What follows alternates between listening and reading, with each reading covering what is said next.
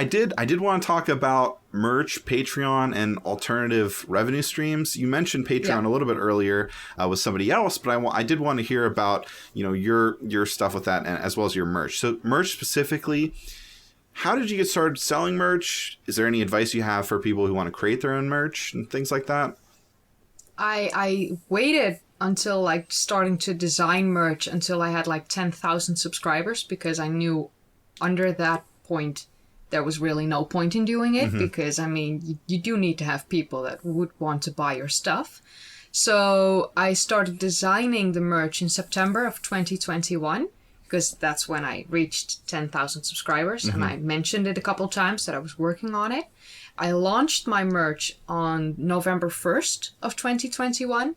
I mean, I started with simple just t-shirts and mugs, thermos, I mean, nice. You know, stainless steel water bottles, things like that, and hats.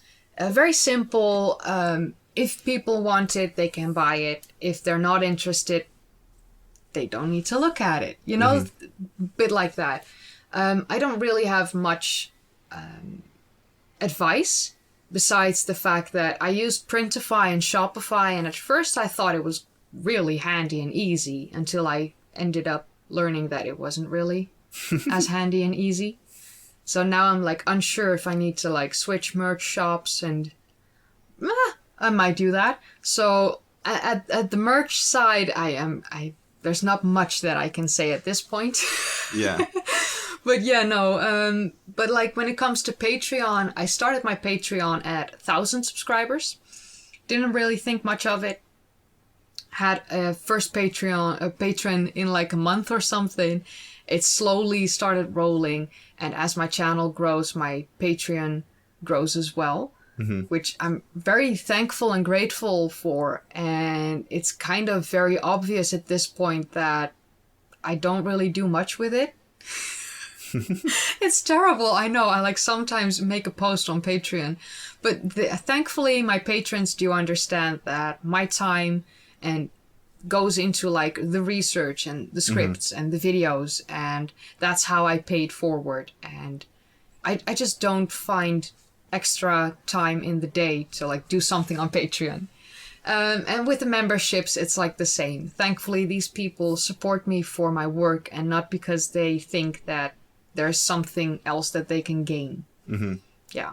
Oh, that's good perspective. So you said that you started your Patreon when you only had 1,000 subscribers?